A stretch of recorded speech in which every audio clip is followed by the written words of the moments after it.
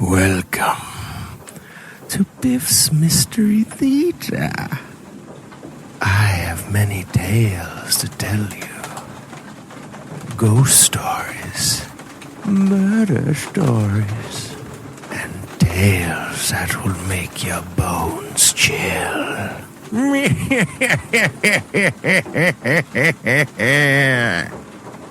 Join me, won't you? For Theater of the Mind, where you always have the best seat in the house.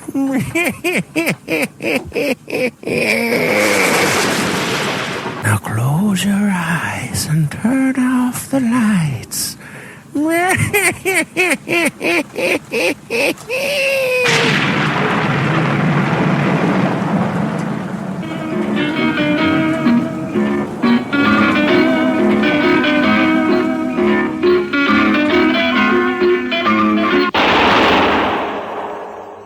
That was the shot that killed Harry Lime. He died in a sewer beneath Vienna. As those of you know who saw the movie, The Third Man. Yes, that was the end of Harry Lime. But it was not the beginning. Harry Lime had many lives. And I can recount all of them. How do I know? Very simple. Because my name is Harry Lime.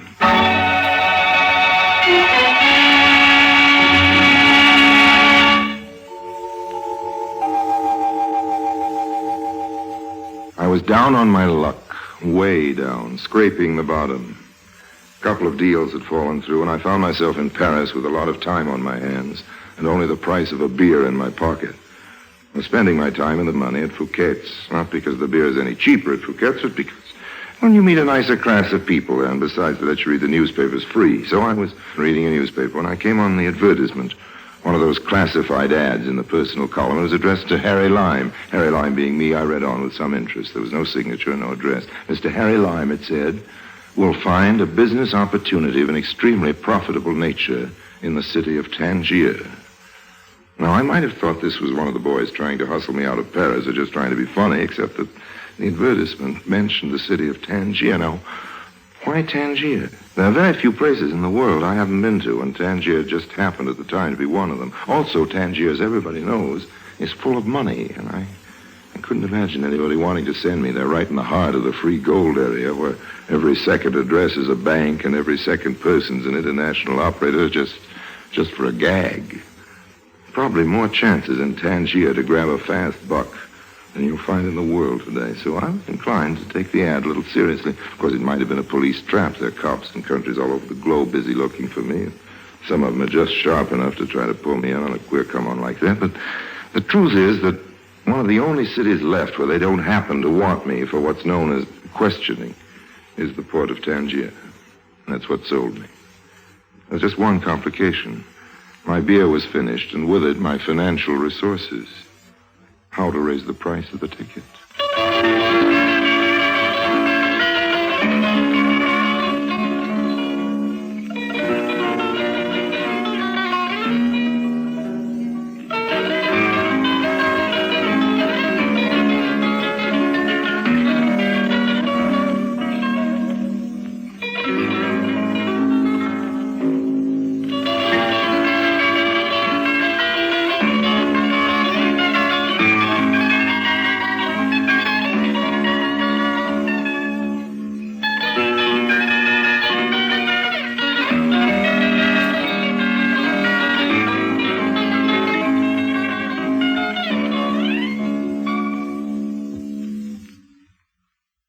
And now, Orson Welles as Harry Lime, the third man, in today's story, Ticket to Tangiers.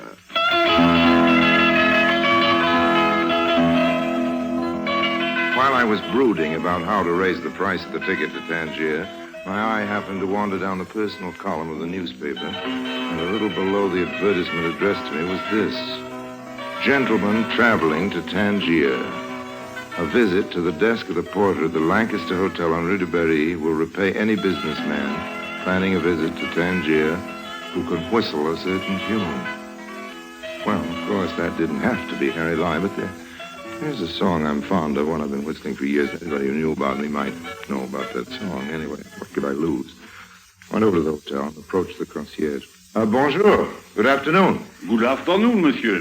What can I do for you? Well, I don't quite know that you can do anything. You happen to read the Paris edition of the Herald Tribune? No, monsieur. I prefer to follow the news in my own language, but we have copies of the paper you mentioned for sale. No, thanks. I've seen it. Perhaps monsieur is calling for someone in the hotel, one of the guests. Whom shall I announce? Harry Lime. Perhaps I should have asked you first who it is you are coming to see. Now, that I couldn't tell you. Just tell me this. Do you like to whistle? I am a lover of music, monsieur, but I do not whistle. No. As a young lad, however, in the orchestra of my school, I was considered quite proficient on the bassoon. Well, try this on your bassoon. Ah, yes, of course. I have something for you, Mr. Lime. Here. Oh, thanks. Thanks very much. Yes, it's addressed to me, all right, but that's all there is in the envelope, just my name. I wonder, would it be asking too much if I asked you to tell me who this is from? Monsieur, it would be asking too much. Oh, okay, old man. Thanks, anyway. I wish I could give you something for your trouble, but I forgot my wallet this morning. That was anticipated, monsieur. What do you mean? Everything, monsieur, has been taken care of. Everything? Yes, monsieur. That is the word, I believe. Everything. In the envelope was an airline ticket for Tangiers, 50,000 francs in nice fresh notes, and the following letter. My dear Mr. Lime, when you arrive in Tangiers, go immediately to the El Mirador Hotel, where a suite is reserved for you. After you've dined, go to a cabaret called the Kabbalah. Wait there for instructions. Excuse me, monsieur Lime. Oh, yes, porter. Is anything wrong? Nothing is wrong, monsieur, but it is 2:45, and your plane leaves early at 3:15. Oh, okay, old man, okay. I'm on my way. Just call me a cab, would you No please? need for that, monsieur. A limousine has been ordered for you. It is waiting at the door.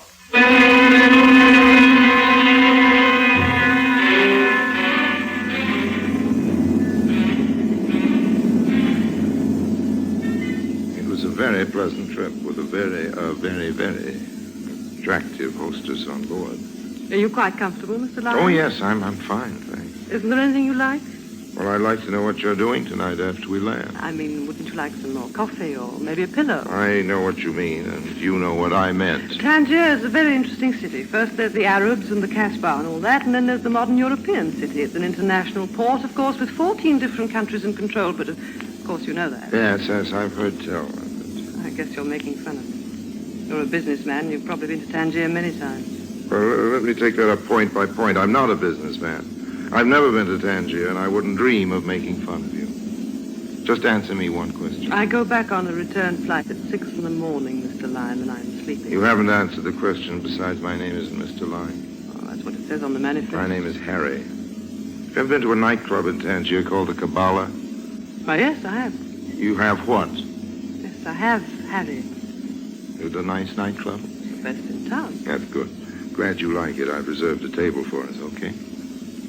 Fasten your safety belt. We're coming in.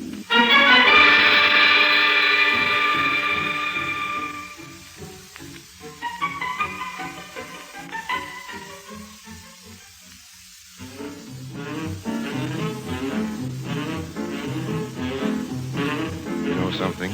What? You're one of the few girls outside of Vienna I ever danced with who knows anything at all about the rumba. I learned it in Havana. That almost explains it. What do you mean, almost? Okay, you learned to dance in Havana, and so do lots of other people. Okay, you're a hostess on an airline. You're very good-looking, and there are lots of good-looking hostesses that dance the rumba, but they don't dance that well. And none of them are this beautiful. No, I don't know what I mean by almost, but really, you know, you're almost too good to be true. No, I'm not so good. That's good. You don't even know my name. Yes, I do. I have a sign on the door of the cockpit, the plane that says Captain T.R. Stevenson, co-pilot J. O'Brady, air hostess P. Smith. So that's your name, isn't it? P. Smith. May I call you P? P is for Patsy. Okay, we'll settle for that. Shall we sit down? That champagne ought to be cold enough by now. It's awfully close in here. Why don't we forget the champagne and take a walk outside? Oh, wonderful. I'll just pay the check. Don't bother. It's been taken care of. What do you mean? The check has been paid. Now, look here, old girl. We can't have that. You're my guest, remember. Besides, I'm the male in the party, and I have my pride. I'm sorry, Harry. It's all taken care of. Come on. Good night, mademoiselle. Good night. Good night, monsieur. Good night. Good night. Patsy, I'm going to take something back. What's that, Harry? One little word. What's the word? Almost. I don't understand you. Well, I used it describing you, but it doesn't fit. The word almost could never be applied to you. Whatever you are, that's what you are completely. You couldn't be almost anything. You're wrong, Harry. Almost is just the word for me. Among other things, I'm almost very rich. You must be if you treat all your boyfriends to champagne. You're a special case. We won't argue about that, Patsy. I'm a special case, but what's an airline hostess get paid? Enough to treat her boyfriends to champagne, even the special cases like me? No, Patsy, it doesn't make sense. You say you're rich. I said I'm almost rich. Well, then you must be almost stupid. What do you mean? Well, if I was almost rich, I wouldn't be working for my living at all. I wouldn't be found on an airplane unless I wanted to get someplace. I said I was almost rich, Harry, and that's what I meant. That doesn't mean I've little money or enough money. It means I have to work for my living.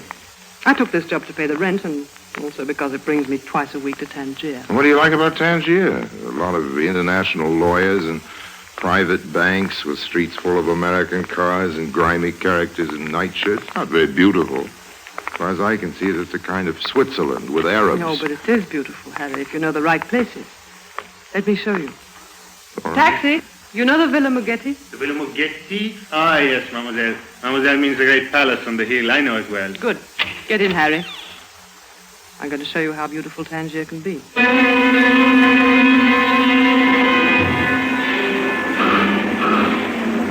cab twisted and turned its tortuous way through the native quarter, and then pretty soon we were out in the country.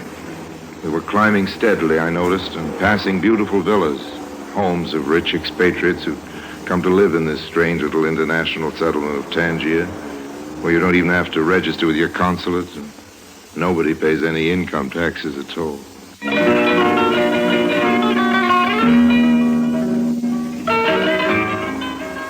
I think I neglected to mention that Patsy was beautiful. And if I did, believe me, I was understating the situation.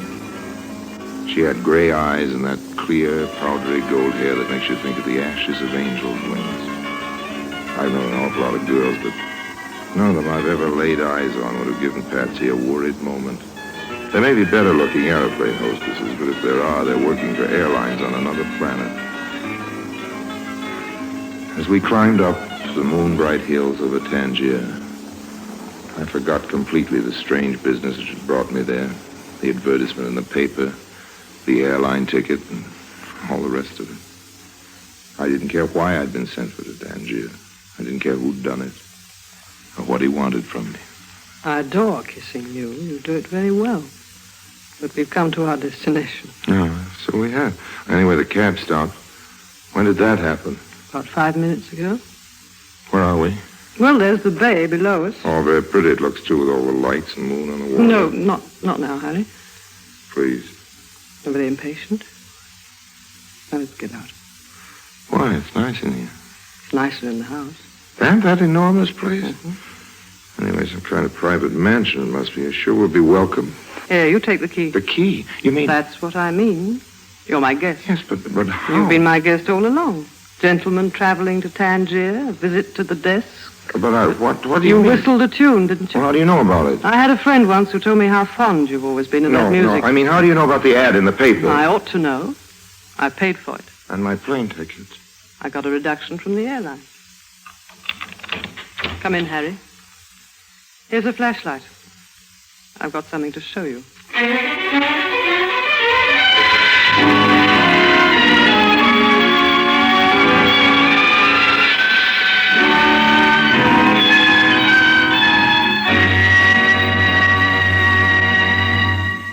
Orson Welles returns in just a moment as the third man.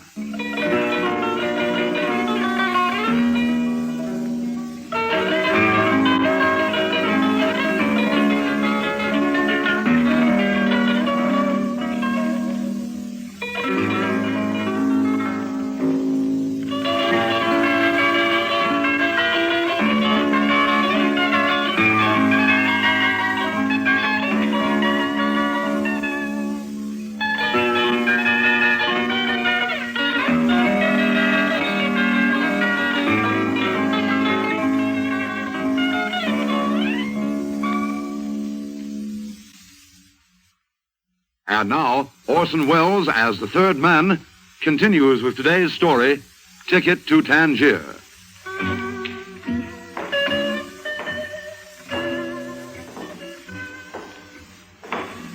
I followed Patsy into the house. It was a huge place, full of heavy chandeliers and pompous furniture, most of which were pretty spooky looking because they were covered with dust cloths. Obviously, the place hadn't been lived in for many months, but who was it who had lived here? Who was it that built this unlikely palace on a hill overlooking the harbor of Tangiers? Above all, why had I been brought here? Just who was P. Smith, air hostess, and what did she expect me to do about it? We made a tour of several chambers before I even started to get any answers. This way, Harry. Oh. Where are we now? This used to be a ballroom. Close the curtains, then we'll turn on the lights. Okay. You sure they're tight shut all round? We don't want the police to come and start asking questions. You can say that again, honey. What have the cops got to do with you? Nothing, yet. I'll turn on the switch. See that? Huh? I see a piano, about 30 gilt chairs, a big rolled-up carpet, all very splendid and grand, but which particular item am I supposed to admire? The carpet. I'm not a connoisseur, Patsy, so if you brought me here to get an appraisal, I'm afraid we're both wasting our time. Nothing about carpets. Do you know about heroin? Yes. Heroin is a drug. It is nasty and habit-forming, and its sale is controlled by international law. Go on, tell me more. I don't know any more about heroin. Not anything to speak of. I don't use drugs, Miss Smith. But you sell them.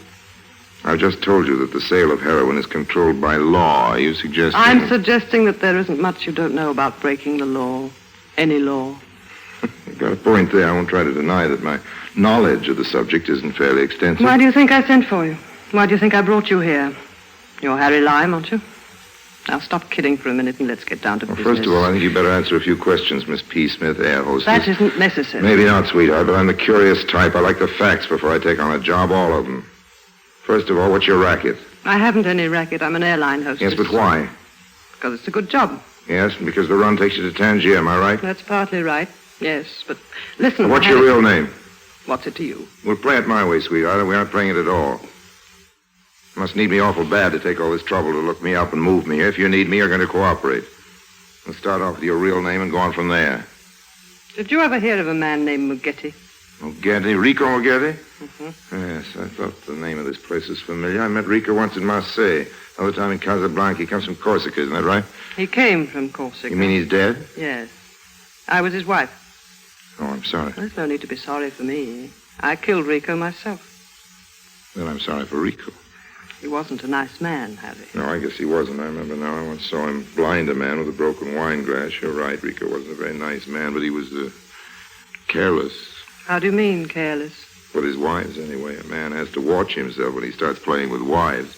Sometimes they're loaded. Why don't you stop kidding, just for a minute? What am I supposed to do? After all, there are only so many alternatives.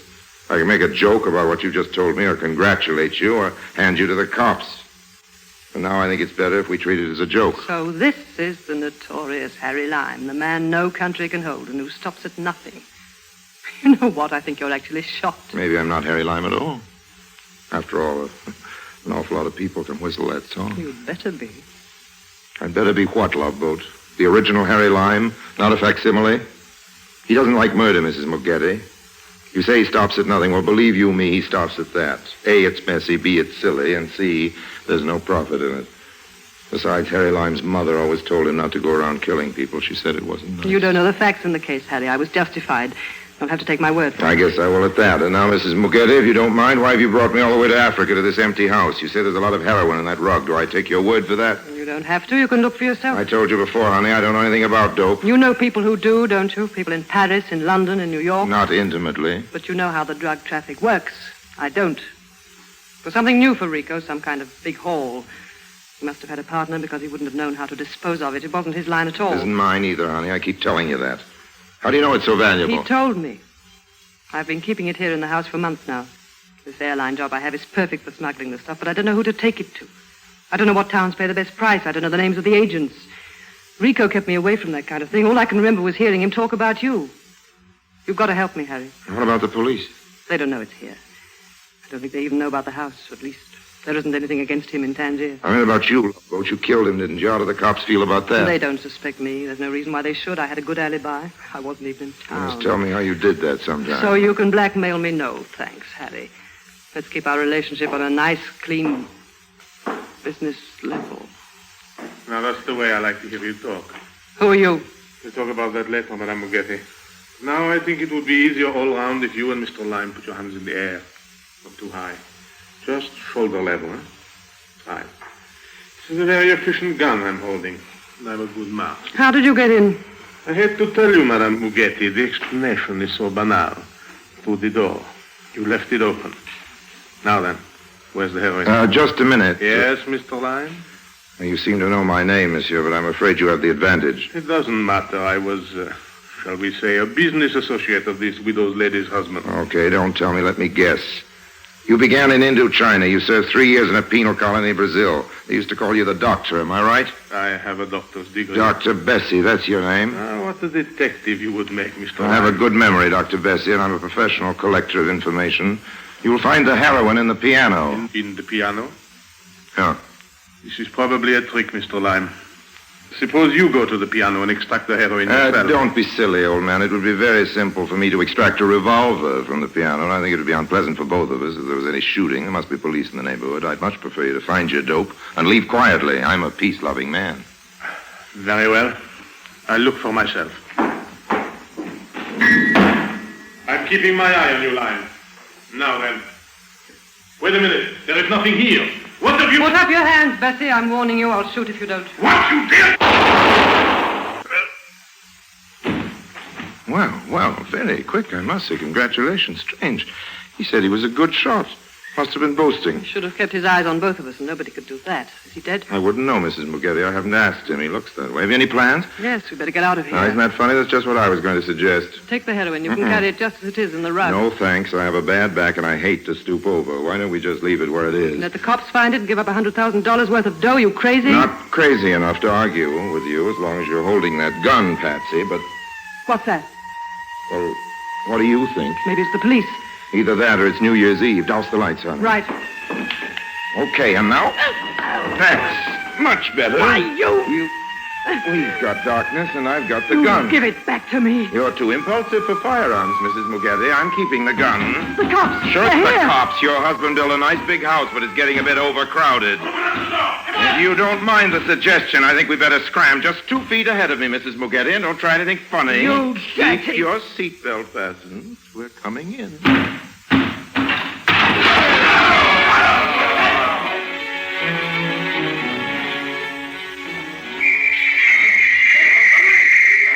We made our way out through the garden. The cops were all over the place, and after a while it was clear that our only hope was in separating. Patsy, you go through the shrubbery. Keep straight on down the field till you get to town. You can, mister. Just keep going down the road. What about you? I'll make out all right. Yes, but what about the heroin? Heroin? There isn't any heroin in this story, Mrs. Mugetti. Just a hero.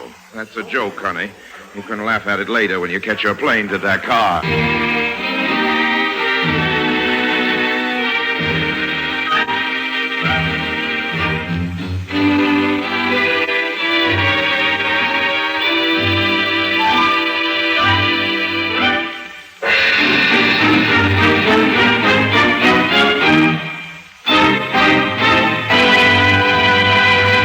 Harry Lime returns in just a moment.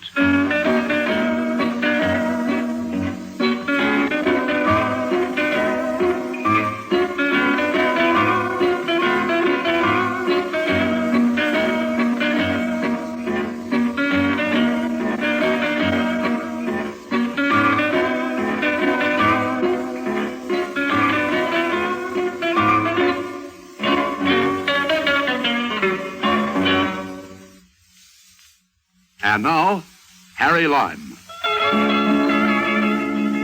Of course, they got her. They took her off the plane on the return round to Paris. Somebody tipped off the police about that murder. It's what you might call the wages of Lime. It's another joke, but you don't have to laugh at it. I'll do the laughing. You see, what Patsy didn't know was that I had picked up the rug in the darkness and hid it under a bush just outside the window. I came back later and collected it. Of course, the word was out about Rico's big consignment, and Didn't have any trouble getting a good price in Marseille the next week, but honestly, I don't approve of drugs. That's why I threw the original stuff into the Bay of Tangiers and delivered to the gangsters 7 nicely wrapped packages of confectioner's sugar. They tell me you can get the habit for sugar, too, but my conscience is clear, all except for one thing, that little prayer rug it was wrapped in. I know it didn't belong to me, but it looks very nice here in front of the tea table, don't you think so? Will you have milk or lemon with your tea? And how much sugar? This is the very best brand, you know. A syndicate of desperate gangsters paid me $50,000 for only 7 packages of the same quality.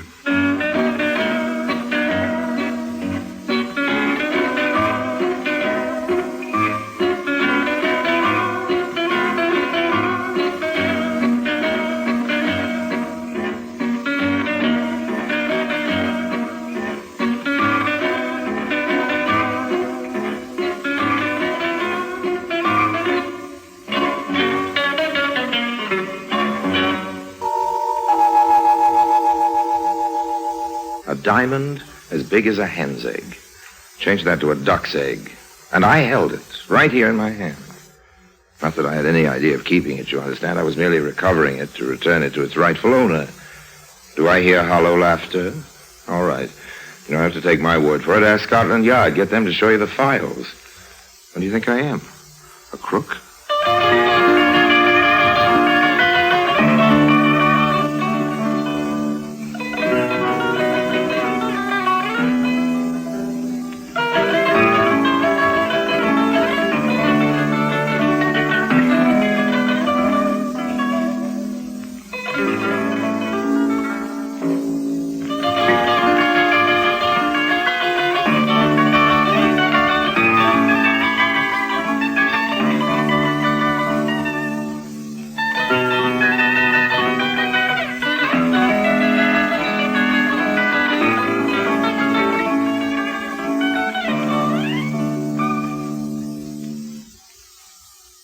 And now, Orson Welles as Harry Lime, the third man in The Bohemian Star.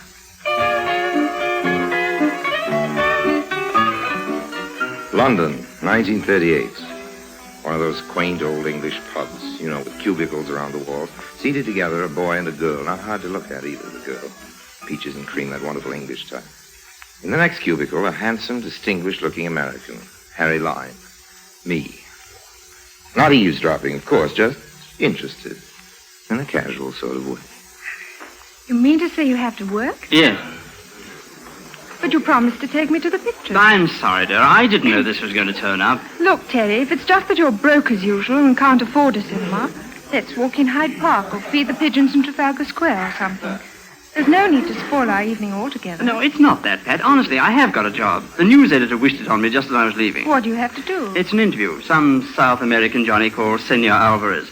I've got an appointment with him at the Hotel Splendid at 8:30. What is it you have to see him about? Well, ever heard of Bokanovia? One of those little Balkan states. That's right. Well, 3 years ago, there was a revolution, and the monarchy was deposed, and what's ironically known as a People's Republic took its place. On the last plane out, some of the royal family escaped to London with the crown jewels, and they've been here in the safe deposit ever since. What, the royal family? Oh, fathead, no, the jewels. Incidentally, the pièce de résistance, as they say, is the Bohemian Star. Oh, I thought that was an opera. Look, the Bohemian Star is the centerpiece of the scepter. A huge single diamond, almost as big as the Cullinan. Makes my engagement ring look a bit silly, doesn't it? I always had a suspicion you were getting me on the cheap. Well, I like cheap. Why, that cost me a week's salary at Hatton Garden. Well, you better demand an increase at once, darling. Anyway, what does Senor What's-His-Name fit into all this? Senor Alvarez is a leading jeweler of Buenos Aires. It seems the National Museum of the Argentine wants a replica of the Bokanovian crown jewels for an exhibition of some sort. And so the Senor's been sent to take photographs, sketches, you know, measurements and so on. When he gets home, he'll reproduce the whole collection in paste. Well, it sounds awfully dull to me. And for that, I have to miss Don Amici. Well, who cares about him? I have to miss Betty Grable. There's no justice in the world. Can't you get out of it somehow? No, I'm sorry, darling. Not a chance.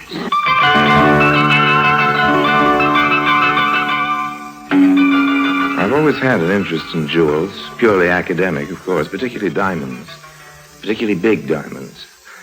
My night was free, I was feeling in a benevolent mood, so I did what anyone might have done.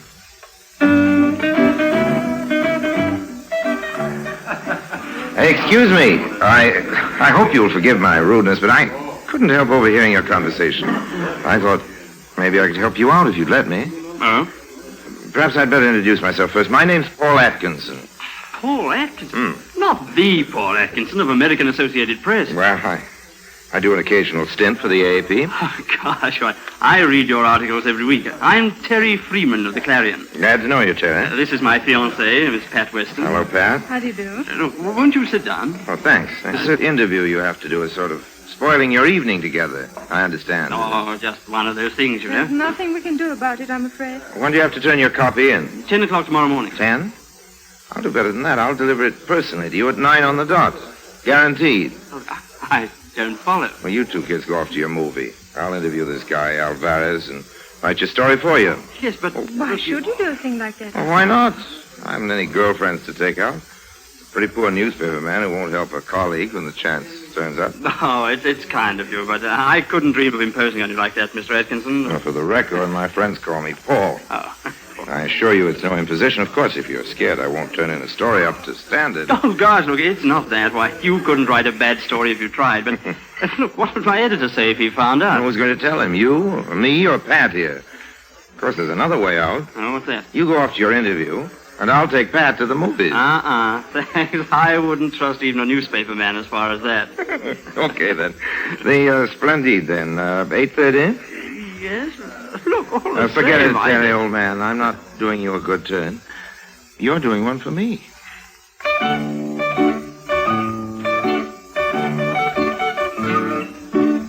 On the dot of 8:30, I pressed the bell to Suite C, 3rd floor, Hotel Splendide. I hadn't figured out any plan of campaign, you understand. This was just a sort of preliminary survey. Smooth South American type introduced himself as Alvarez and invited me in. We drank each other's health, and then we settled down to business. I am not very accustomed to be interviewed, Senor Freeman. What is the procedure? Oh, it's easy. It's easy. I ask the questions, and you answer them. I will do my best. Well, now, your job is to work out the precise measurements, as I understand it, of the jewels and their settings, so you can make exact replicas for the museum. Is that right? Partly. But you understand it is much more than a matter of mere measurement. Oh, yes, I guess it must be. There is the color of the various jewels, for instance, and some of the settings are of extremely intricate filigree. Tell me, senor, how did you fix it to gain access to the jewels? It was necessary for me to make formal application to the Bukovinian Royal Court in Exile. And you found them cooperative? Well, naturally, one does not expect these favors for nothing. Oh, yes. There will be a certain, how shall I put it, financial adjustment. Yes, I see. Well, how long do you figure the job will take you? I hope to complete it in a month. How long have you been on it now? Just a week. What's the routine? The routine? Well, I dare say there's an armed guard and so on. Oh, but of course, that is inevitable. The Bohemian Star alone is worth £500,000. Yes, that's $2 million. Who provides this guard? The insurance company. There is a room at the safe deposit. And each morning, the item I require is taken in there, and I work on it. Under observation? Yes. There are 2 detectives who never take their eyes off me or my secretary. So you have a secretary, too? Yes, Manuel Ariza. He should be here soon, so perhaps you will meet him. That's fine. Now, tell me, senor, could it be arranged for me to come along one day and watch you actually at work? I cannot say as to that. That'd make a much better story, you know. Perhaps so. But it would be a matter for the Bukovinian authorities. Okay. I'll put in an application tomorrow. Will you support it? Naturally. Fine, that's settled then. And now I guess... that must be my secretary now. I am in here, Manuel. Good, everything is fixed, Pedro. That very obliging gentleman, Senor Meyerson, has finished the paste copy of the Bohemian Star, and I have it with me now.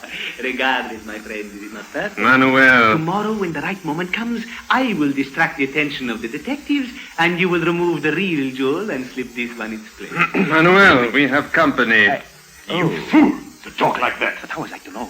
Who is this man? One of Meyerson's? This is a gentleman named Freeman, a reporter from the Evening Clarion. A reporter? Well, thanks very much for the interview, senor. Now, if you don't mind, I think What is your hurry?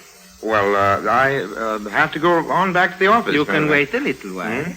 Let me pour you a drink. Oh, no, thanks very much, Roman. I think you... Sorry, I can't stay. I think you'd better, senor. This gun is loaded. Well, what's the big idea? You do not think we could let you go after what you heard, eh? Well, now, wait a minute. I'm not the sort of guy who goes around shooting off his mouth. I can keep quiet. It is my intention to see you do keep quiet. Oh, it is? There are ways. Well, how? Such as we could kill you. Yes. I suppose you could, but you won't. What makes you so sure? Well, these walls aren't very soundproof. The shot would be heard. I have a knife. Okay, you could kill me with your little knife. Then what? How do you mean? Having an odd body lying about the place might prove to be a little embarrassing, don't you think? You could never conceal one in here. You couldn't risk getting it out without being caught. There would be certain difficulties, I admit. So it looks as though you'll have to trust me after all. Doesn't it? Good night, gentlemen. One moment, senor. There are other ways. Oh? What, for instance? Well, this. What? Oh! Manuel, I have told you before, I detest violence. That should keep him quiet for a little while. You know, I've been thinking, why should a reporter on an English newspaper be an American? I dare say it does happen. Yes, perhaps so, but you must admit it is unusual. What are you looking for in his pockets? Papers. A letter. There, what did I tell you? It is addressed to Harry Lime. Harry Lime? What, you know the But name? of course. So does every police department in the world. You mean? I mean that compared with him, we are amateurs. So that's it, We must do something, Manuel. I know. I will drive the car to the back entrance, and we will take him down the back stairs. Like he is now? Why not? We will be seen. We will say he's drunk. Then we'll drive him into the country and dispose of him. As he himself would say, take him for a ride. Don't be foolish. There will be no killing. But surely... We are jewel thieves, not murderers. A man like Lime would have powerful friends who would stop at nothing to get even with us. Besides, this is England. What is that to do with it? There is an institution here known as Scotland Yard. Extremely efficient, I'd understand. I have no wish to die with a rope around my neck, even if you have. Very well. You make a better suggestion. All right. We steal the Bohemian Star tomorrow, right? Right. Tomorrow evening we catch a plane, and next morning we are in New York, where we have many good friends who will look after us, right? Right. And then it is quite simple. All we have to do is to keep our friends here quiet for a day and a half. And after that it will not matter how much he talks. Yes, and how are we going to do that? That is up to Senor Meyerson. He must find us a quiet place somewhere, and a reliable man to see that Senor Lime does not escape till we are clear. I will telephone him now. Aha. You are waking up, senor. We are going to take a little journey soon, but I do not think it wise you should appear in public like this. Do you? That's better. Pleasant dreams, senor.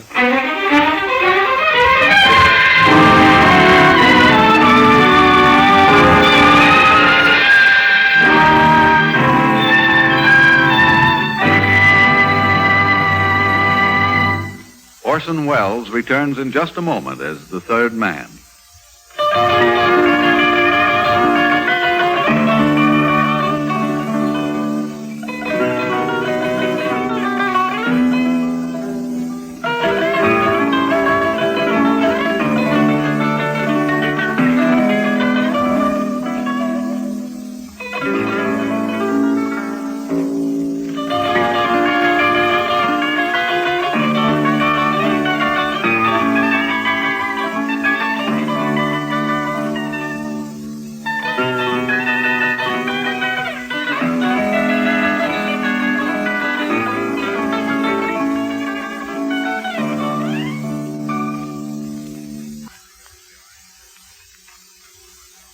And now, Orson Welles, as the third man, continues with The Bohemian Star. It was early morning when I finally came to. My jaw ached where Horitza had clipped me, and I had the great granddaddy of a hangover. Ooh. I lay still for a while, and then took a sort of tentative look around. The room I was in was small, had a sort of shut-in feeling. Then I saw something else. A man. One of the biggest, toughest, ugliest characters I'd ever clapped eyes on. Though, in a way, he looked sort of nice ugly, if you know what I mean. Not the mean type. He stood up when he realized I was awake, and as soon as he spoke, I knew I was right about it. What's it, chum? Have a good sleep? Well, you ought to know. Been slumbering like an innocent babe, you have. Here, how'd you feel? Well, like something the cat dragged in. There wouldn't be any coffee on that stove, would there? No. No. I can fix you up with a nice cup of tea. The kettle will be boiling in a minute. Oh, that's fine. Say, what's your name? Charlie. Mine's Harry. Pleased to meet you, Harry, I'm sure. Charlie, old man, where are we? That'd be telling. How'd I get here? Sorry, chum. I ain't allowed to give no information. Strict instructions. Understand. How's that tea coming along? Won't be off a tick now.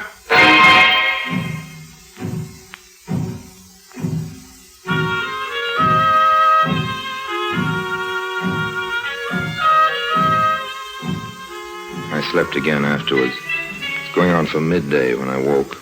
Charlie had some food ready. After we'd eaten, he suggested a game of cribbage to pass the time. I disapprove of gambling, except maybe poker for real stakes with a few aces up my sleeve. But my only hope was to cultivate Charlie. And thank goodness he was no hothouse flower, so we settled down to play. After about an hour, I judged the time for action was right. 15-2, 15-4, a pair 6, and one for his knob 7. Puts me out. That's a sprat you owe me. A sprat? Yeah, a tanner. 6pence. Oh, well, here you are. So, your deal. Oh, sure. Look what I've done. Spilled them all over the floor. That's all right, chum. I'll pick them up. Thank you, Charlie. Oh! Thank you. One more for luck. Sorry, Charlie, old man. You're a nice guy.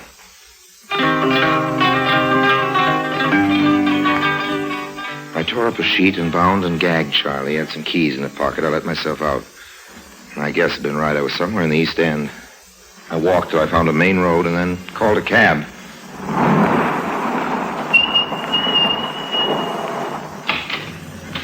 Where to, Governor? Hotel Splendide, and I'll double your fare if you get me there in 15 minutes. Right, hang on.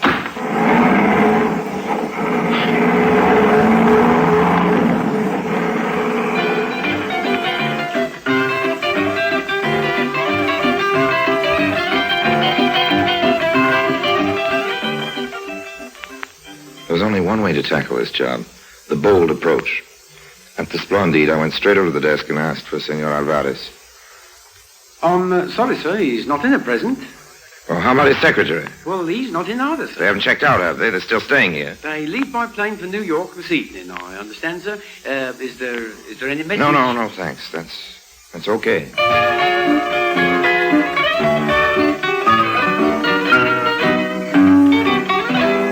So they hadn't made the snatch yet.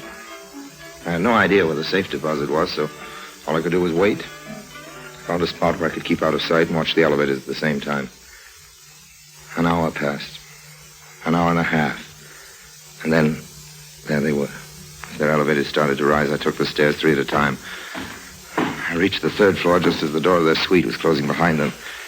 I wanted that bohemian star. Nothing greedy, you understand, but now or never. Gun in hand, I pressed the bell. You! Good afternoon, gentlemen. I wouldn't reach for a gun if I were you, nor you, Oritza. Unless you've a wish to commit suicide, just keep your hands up. Well up. That's much more sensible. How did you get here? I got here by cab, if it's of any particular But, senor, interest. Oh, Charlie. Don't worry about him. He'll get over it. Come on, let's go into the sitting room, have a nice, cozy talk.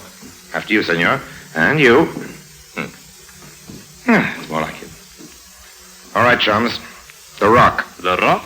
Diamond, the Bohemian Star. But you're mistaken, senor. Oh. We have not got it, have we, Manuel? Oh, no, there must be some misunderstanding. The only misunderstanding there's been so far was in you fellows mistaking me for a sucker. Step over here towards me, Oritza. What, me, senor? Come on, do as you're told. Now turn your back. Keep those hands well up. Nice, efficient little piece of ironmongery you've got. I'll have that, if you don't mind. But no diamond. Okay, you're next, Alvarez. But I assure you, Turn senor, around. I give you my word of honor. And what's this? Your word of honor? Quite a hunk of stone, isn't it? You won't mind if I take charge of this, I'm sure. Senor, let us talk. What more is there to say? We made a mistake, Manuel and I. We admit it. Considering I have the stone and this gun, that seems rather obvious, don't you think? What I mean is that we made a mistake when we met last night, not inviting you to join us in this enterprise. Oh, what gives you the idea that I might have joined you in this? Harry Lime, are you not? Correct me if I'm wrong, but surely our object in this case has been the same, to obtain the Bohemian Star. Our object, maybe, but not our purpose. You speak in riddles, senor. Oh, no, not at all, old man. You stole this jewel for your own enrichment. I've taken it from you now to return it to its rightful owner. Its rightful owner? You will pardon us if we smile, senor. You don't believe me? Okay, sit down, gentlemen. I have a little telephoning to do. Hello? Operator, get me Whitehall, 1212. That is Scotland Yard. Sure, you do not mean that you are going to telephone. Senor, put down that telephone before it is too late, eh? Let us make a bar. Hello, is that Scotland Yard? It's all right, Mr. Lime. You needn't bother with that call. Now, what's the idea? Who are you guys? I'm Detective Inspector Marsh, and this is my assistant, Sergeant Andrews. Well, not so fast. How do I know you two are on the level? Oh, here's my warrant card. Glad to know you, Inspector. Well, this all seems in order. Sorry I sounded suspicious, but, you might have been a couple of crooks, too. Of course, the point hadn't occurred to me. This is an outrage. You have made a great mistake, senor. Well, we'll trash that out of the yard later. Take him away, Sergeant. Yes, sir. Now, come on, you two. Well, I'm certainly glad you turned up when you did.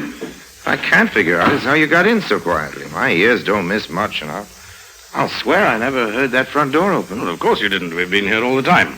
Here, in this actual room? Yes, behind those curtains. Well, I'll be darned. And what's more, we've a friend of yours. You can come out now, Mr. Freeman.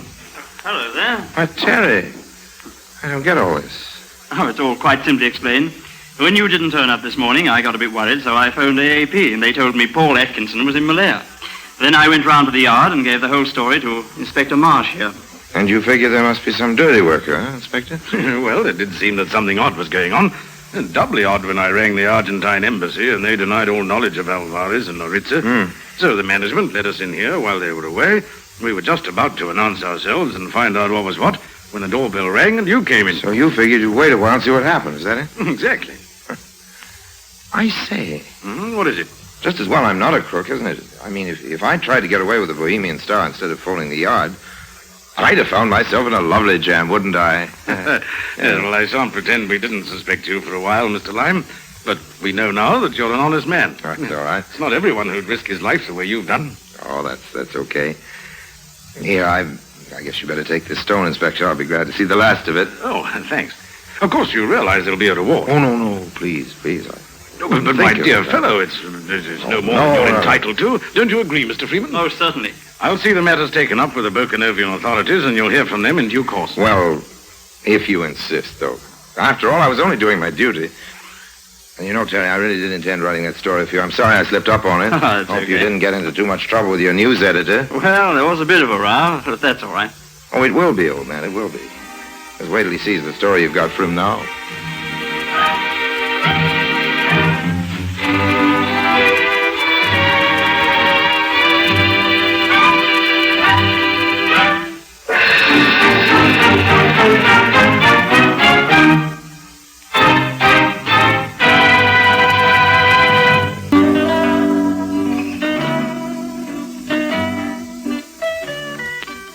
Right here, maybe I'd better hand in a little explanation.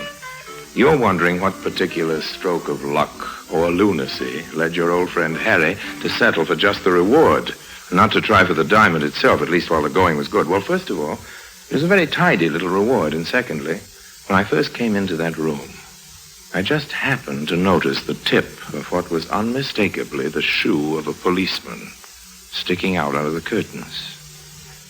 Now, you may think that knowing I wasn't alone with a couple of crooks, that the realization that Scotland Yard was tuned in on our conversation had something to do with my decision to, shall we say, play it straight. That's what you may think. In fact, you'd be silly not to.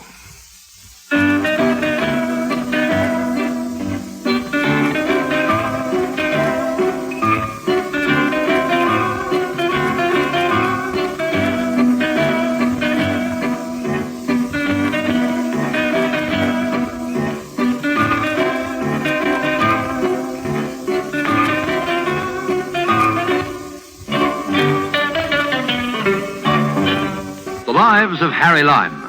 The fabulous stories of the immortal character, originally created in the motion picture The Third Man, with zither music by Anton Karas.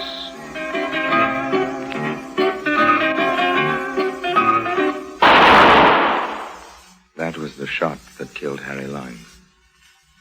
He died in a sewer beneath Vienna. As those of you know who saw the movie The Third Man. Yes, that was the end of Harry Lime. But it was not the beginning. No. He had many lives. And I can tell you about all of them. How? Because my name is Harry Lime. Did I ever tell you about the time when I outwitted 3 very suspicious Wall Street investors at a net profit to yours truly of 55,000 American dollars? No? Well, I will sometime. Anyway, because of that little caper, I decided that an ocean trip would be good for my nerves and for the nerves of some half-dozen New York detectives. And that's how I happened to go on a holiday. A rogue's holiday, if you will.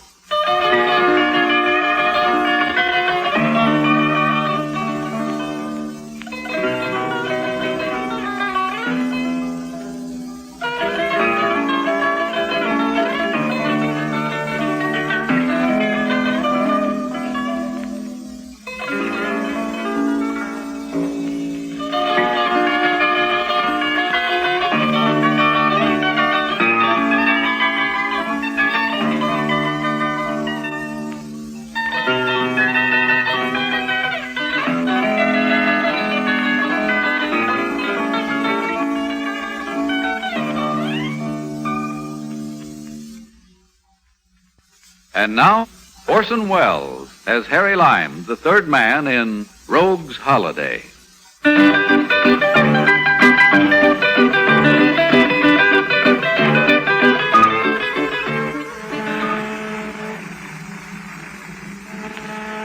Very pleasant.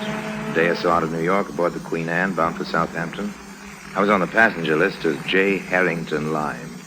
I ate, of course, at the captain's table, remembering how I'd put the investments of those 3 Wall Street brokers in my own personal piggy bank. Whenever I was asked, And what business are you in, Mr. Lime? I would smile to myself and answer, I'm an investment broker, Lady Barbara. It is the Lady Barbara Folliot, isn't it? Yes, of course. I thought we'd met.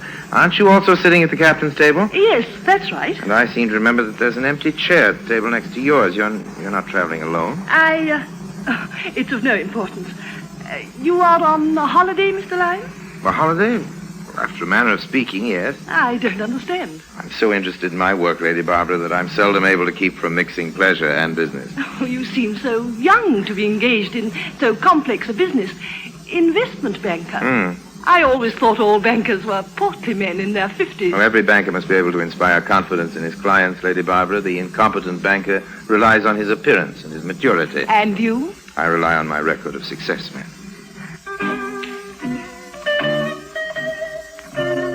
No hurry. No hurry at all, not while I was on my holiday. Pleasant boat, Queen Anne, scheduled to take 6 days to Southampton she was. I had plenty of time. But the question of Lady Barbara Folliot's bank account and the question of the empty chair next to it, the captain's table, preyed a bit on my mind, so I looked at the passenger list. There she was, all right. Lady Barbara Folliot, stateroom A deck, stateroom for 2 right now. All it said was, and companion. And companion, what did that mean? Not a husband, surely. Looked up the steward for her stateroom.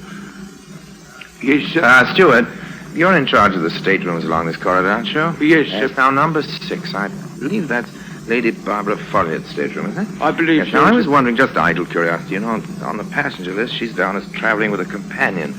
But it doesn't say who the companion might be. It don't, sir? Steward. Yes, sir. Here, take this for your trouble.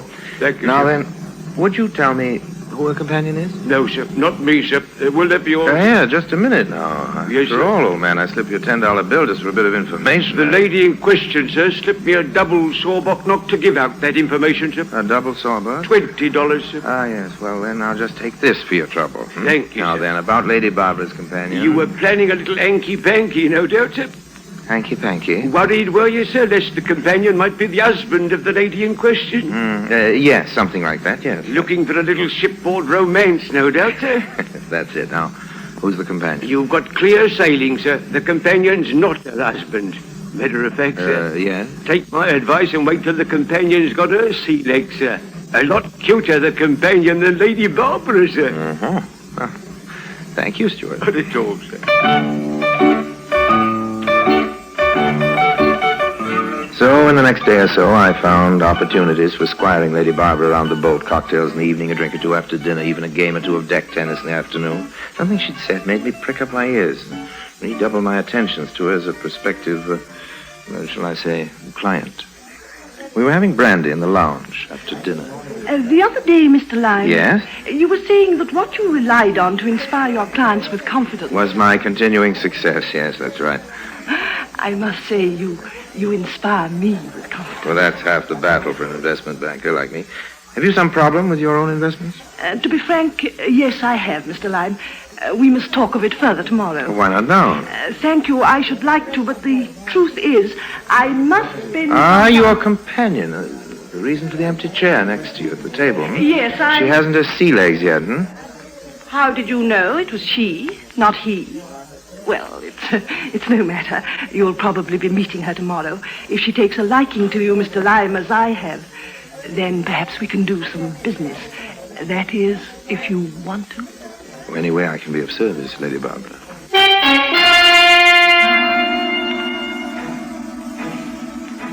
Next morning, I ran into their steward, and he told me that both ladies were out promenading. With some caution, I went looking for them. True, I was on holiday, but still, if I could turn my hand to a piece of business. Besides, I was curious about this mysterious companion whose name was not even carried on the passenger list. Turning a corner on the promenade deck, I nearly bumped into them. Quickly, I ducked back behind a bulkhead as they passed. Que pourrais-je faire? C'était drôle, hein?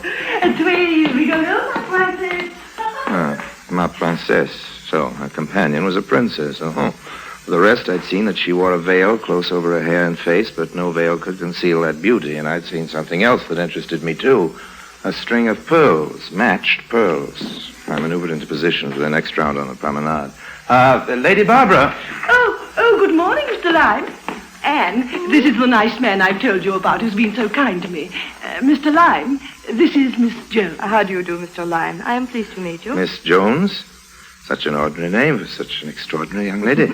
He makes nice speeches, Barbara, just as you said he did. Perhaps you'll permit me to join you?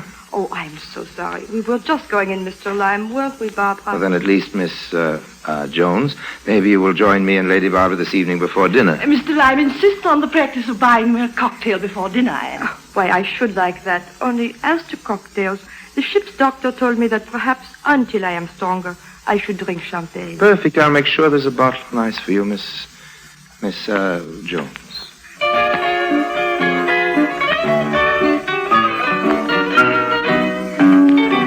Jones, eh? I was sure that while that name Jones was a phony, the pearls weren't. This was promising to become one of the more profitable holidays I'd spent.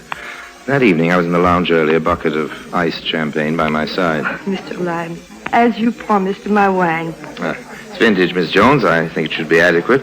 No, Lady Barbara? Oh, she was a little indisposed. She sends her regrets. Please sit down. Steward, I confess, Miss Jones, I'm not too sorry Lady Barbara's not joining us tonight. So? I was looking forward so to meeting you. You'd become a lady of mystery. And having met you this morning on the promenade deck, I spent the day looking forward to chatting with you this evening. Oh, more pretty speeches. All right, sir? Yes, fine. Fine, thank you. If the wine meets with Miss Jones' approval. Miss Jones knows little of wines, Mr. Lyme. She is content to leave such matters to you. You have won Lady Barbara's confidence, and that means that you have won mine, too. Then a toast to your improved health, Miss Jones. Now, why do you always pause, as if you do not remember my name? Oh, my apologies. Very rude of me. I'm awfully sorry. I accept your... Oh! What is it? Oh, my string of necklaces. It broke. Oh, my pearls. Oh, here, look out. Just hold still. You know how many of them there were? Now, don't move. Yes, there were 64. Just so we can make sure none of them have rolled under... Here. Yeah, here's another. Oh, such a stupid thing. No, I really must apologize. Please. Here's another. Steward. No, it is all right. I think that's all of them. Let me see. Quickly, that's 5, 10, 15. Yes, sir. Just hang on a second, will you? The lady's string of pearls broke. It may be that one or two are still missing First somewhere. time I I don't have know. never done such a bêtise, such a foolish thing. 55 and 5 is 60, and 1, 2, 3, 4. Yes, that is a whole lot of them. Thank you, Stuart. Lucky thing, ma'am. Oh, Mr. Lyme, do me a great favor. Anything at all. I say, you're sure they're all here? Oh, yes, sure. Take them, will you? You have an envelope, perhaps, or a safe pocket? Take them for me to the little jewelry shop. You know, the one right on the steps. Oh, sure, I know the shop, but... Maybe it's still open. You can have the man restring them properly on a strong new string. Or would you do that? Well, I'm not sure I like the idea, really, of wandering around the ship with a handful of loose pearls. These look like the real thing. Oh, no, they will be perfectly safe. Now, won't you, for me, such a little favor, if the shop should still be open, please? Leave you? Oh, I shall sit here quite quietly, just thinking how lucky I am that you were with me when the string broke, till you return. All right? All right. I'll be back as soon as I can.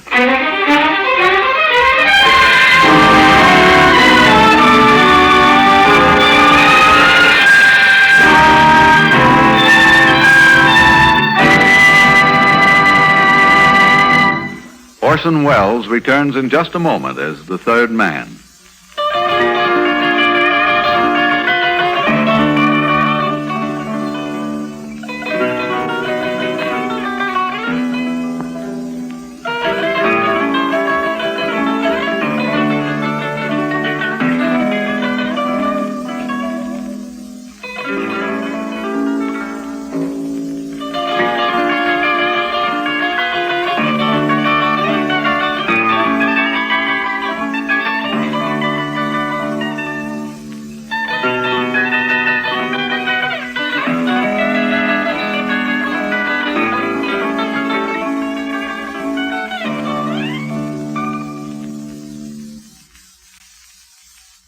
And now, Orson Welles as the third man continues with Rogue's Holiday. So there I was, by myself, free as the wind, with 64 pearls in my pocket. Even one of them, one of the bigger ones, be worth, well, 5,000 pounds, something like that. Nice sum. My stateroom, I had some loose pearls, paste. I could have made the switch easily enough, had plenty of time. And a stupid thief might have done just that. But not Harry Lyme. Oh, no, I'd play it smart. I'd wait till later. Went straight to the ship's jeweler. String broker? If you could do a quick but good repair job, old man, I'd be most grateful. Oh, it's easy enough. Just take a moment. Just roll them out here. Good ones, aren't they? Well, they look it, don't they? Yes. To an expert's eye, they're very handsome indeed. How much would you estimate that string to be worth, old man? If you were to just walk into this shop and ask to buy them, you mean? Yeah. Or if you wanted me to find you another 64 like them? No, just walk in and buy them. 50,000 pounds? Oh, I'd say this string closer to 150,000, sir. Well, I was a pretty rich man there for a few minutes. There you are, sir. Yes. That string shouldn't break very quickly. Thank you very much. What do I owe you? Oh, forget it, sir. It's a privilege to be handling those pearls, even if only for a moment. Would have been foolish for me to temper with his fortune while we were still aboard ship. 2 days we'd be in Southampton, at which there'd be still plenty of time. The important thing was to get this lovely girl's confidence, which I most certainly did. And the second thing was to pry under her incognito. Who was she? Which princess of the blood was anxious to conceal her identity under the plebeian name of Jones, and why? Not until the last night, when the ship was gliding into the soft darkness past Plymouth, when the two of us stood under a sickle moon on the boat deck, did I find out. If she looked lovely in that moonlight, her pearls looked even lovelier. Oh, what a wonderfully soft, warm night. I hadn't noticed. You had not? Oh, the band has begun playing again. It has? Can't you hear it? What's the matter with you? I need all my 5 senses for something more important than looking at nights or listening to dance Oh, bands. no, Mr. Lyme. Harry, Oh, now, Harry, you must know. if the night is warm, it's because it must be to afford you a warm mantle. If the band is playing, it's only to provide a setting for your voice. Miss Jones. My name is Yes? Anne. Don't move. Please. What price the warmth of the night or the music of the band? You kiss very expertly, Mr. Harry, Or should I say you seem very practiced. if a cat may look at a king, Yes? then perhaps it's all right if I kiss a princess. You recognize me. I knew you were a princess, not your name, if that matters. You are uncanny, Mr. Lyme. Harry, Anne, since you have gotten this far and since you have shown yourself trustworthy, I can see no reason for not telling you anymore. I am Anne de Bourbon, Princess of Helvigstein. At your service, ma'am. You have heard of our principality? It is in eastern Germany, beyond the Iron Curtain. I should say it was. It is no more. It's all gone except... Except what? I'm not sure. I will not know until I meet my husband in London. If I meet my husband. If? Well, there's some doubt. I have said too much already, Mr. Lyme. It is too bad. It has been a pleasant evening. I was almost able to forget for a moment. Good night.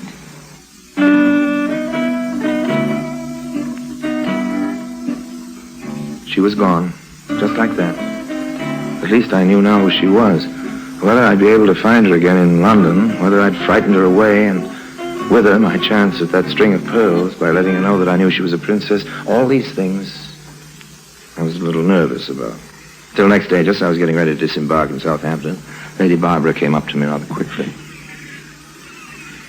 Mr. Lyme, here, a note. A note from... read it, please. After last night, I've been worried for fear I might just possibly have said something which, might have offended your friend, Miss Jones. Offended her? Oh, read the note. The notepaper bore a crest, a coronet. It was one sheet of heavy paper folded once. There was no salutation. The note said, "As you said, a cat may look at a king. It might be interesting and fun to experiment once more with your other statement, the one about a princess."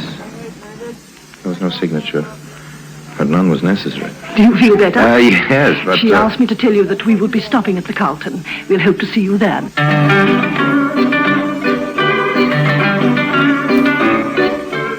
So she had arranged that we should meet again after all.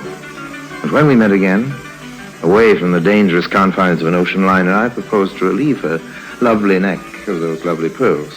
Oh, sure, I was on a holiday and sentiment was involved, but these were factors that had to be disregarded. My scheme was foolproof. As it turned out, the scheme wasn't needed. The first time I saw her in the sitting room of her Carlton suite. Mr. Lyme. Oh. All right, Harry. Harry, you have already done me one favor. I hate to ask you, I've told you I'm at your service, Miss Jones. No, call me Anne, please. If you want me, Highness, I shall be at... Oh, no, don't leave, Barbara. Stay with us. You know the favor I have to ask of Harry anyway. I started to say anything short of murder, Anne. No, it's nothing like that. First, listen. On shipboard, you remember, I told you I was to meet my husband. If, you said. Yes, if. This is the if. Years ago, Harry, when the Red Army was driving through East Germany, we had to flee. My husband hid what was valuable that we had. Jewels, some gold plate, a pitiful collection, really, but all we had. He hid it himself. He alone knew where it was. He trusted in those days no one. Then, a few weeks ago, we planned to get it back. It would cost us a lot, we knew. Bribes, the purchase of a plane, fee for the pilot, more bribes and always more bribes. Klaus had to fly into Helvigstein, don't you see, himself. A mad and dangerous idea. I think so. But he refused to tell anyone else where his cachet was. He could not trust anyone. I went to America to raise some funds that was needed. Lady Barbara has been good enough to lend us more. But just today, I have learned that even more is needed. More money? Mr. Lyme, say no quickly if you cannot do me this favor. But I have exhausted all my other resources. If you knew how much it costs to bribe these officials over here. Oh, I'll bet. How much do you need? Oh, you will do it? It's just a loan, mind you. It's a pleasure. Lady Barbara's investment will bring her all we need at the first of the next quarter, and then I can repay you. Please, how much do you need? 10,000 American dollars. It is too much? I don't think so. No, certainly not. And see, for security, Oh, for security, on your loan, here, you will take this, my pearls. You have already once guarded them well. Oh, please, I wouldn't dream of... Yes, I insist. Otherwise, I will not even ask you for the loan of the 10,000 American dollars. Oh, well, if you insist. Here, take them. Now, how can we arrange to get the money? Well, I have more than that here in the hotel safe in American dollars, too. Just let me ring the desk.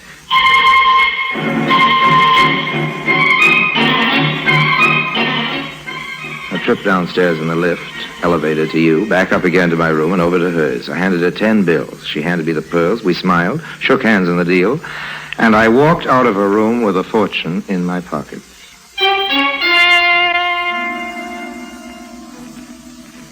I called for a celebration. A pal of mine runs a pub. saloon to you in London. I use it as a sort of message center. I have letters sent me there. My pal knows all the gossip who's in town, who swindled whom, all the news I need in my business, so I went straight to him. Harry, I haven't seen you for months. Afternoon, Barney. Give me a whiskey and soda, double whiskey and soda. None of your bar whiskey either. Something good. One for yourself. I'm celebrating. So am I, man. So am I. I'm celebrating your return. Well, good. How long you been in England? Just a little while. Too hot for you in the States, was it? Look, can we have a drink somewhere in private? Yeah, sure. Why not? Follow me. Got onto something good, have you? I'll be leaving London pretty quick, Barney. I should go to Europe, France, I guess maybe Italy. Well, you've only just got here. I pulled a quick one. They may be looking for me in London sooner than I like to think. Uh-huh. What for? Unless it's something you think I should know about. Look, Barney. Well, now, aren't they beauties? Real thing, aren't they? I had them priced by a jeweler who said he'd ask £150,000 for them. Oh, that should keep you in cigarettes for a week or two. Not bad. Not bad at all. Not half bad. Not, in fact, a quarter better. Let me have a look. Do you mind? Look them over all you want, Barney. I'll fence them in Paris somewhere. This is your last look, old man. Uh-huh. Where did you say you got them? Off a German princess. She gave them to me as a security on a loan. Mm-hmm. German princess, is it? Yes, French-born, I think. French-born, you think? Yes. Name of what? Anne de Bourbon, Princess of Elvichstein. Yes, very good. What's so funny? What's so very funny? Anne de Bourbon. Princess de Elvichstein. All right, old man. All right, better let me in on the joke. I thought these pearls looked funny, although you said they weren't gem. You're crazy. Well, Barney, I had them priced myself. Maybe you had some pearls priced, but not these, my boy. You've been had. The oldest trick in the world. Pulled on you, Harry Lime. Now, you're lying. Now, don't try to pull your tricks on me, Barney. A joke's a joke, but... Oh, I don't have to. It's been pulled already. Harry, me bucko, I know who Andy Bourbon is. I know who the Princess von Elwichstein is, too. She's a slick little article. Oh, no. But she ain't German. She's not French-born, and I don't think you'll ever find any Elwichstein on no map. She's Doris Jones. Oh. That's who she is. And she was born right here in Clapham. That's where she was born. And she took you and shook you for, how much? I gave her 10,000 American dollars. I don't believe you. I'll die. The oldest gang in the world and pulled on none other than Harry Lime himself. I'll die. Room 316, please. Harry, when this news gets around, boy. That's right. I'm calling Miss Jones. No, never mind. Oh. Well, do I win me bet? And did you lose your 10,000 American dollars? Yes. All I've got are these pearls. Oh, better than nothing, Gary. It's a good imitation. Must be worth £50. £50? Well, I'm on my holiday. I come out ahead after all. What?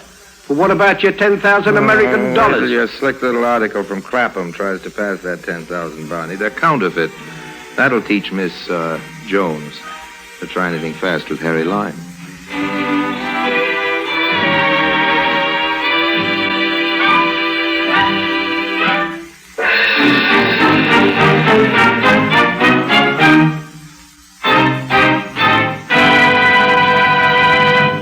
Harry Lime returns in just a moment.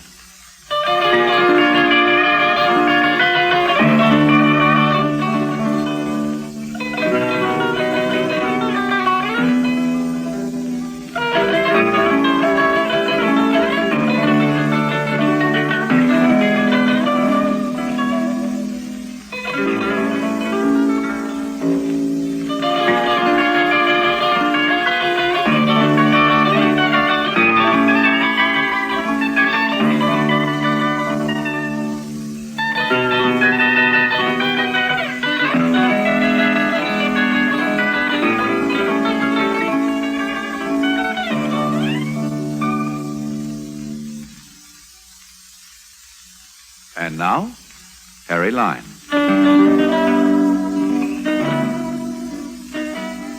Well, it seems that Miss Jones found herself a legitimate prince, one of those exiles in Portugal, and settled down with him in Lisbon. I ran into her at Estoril a couple of seasons later. She was a real princess now. But it seems His Highness isn't as young as he was and probably never was, so the princess is very democratic. She asked me to their place for dinner, said she thought I'd be interested in some of the interior decorations. I was. She complimented me on my nice set of pearl studs, which she recognized, and showed me into the cloakroom, which was entirely wallpapered in American $10 bills, or a reasonable facsimile. I recognized them. No hard feelings, you understand. It's a pleasant little caper, and I always enjoy moving about amongst the upper classes. It's so educational. Well, goodbye for now. Don't take any lead nickels. And remember, if you can't manage to resist temptation, be sure you get it appraised.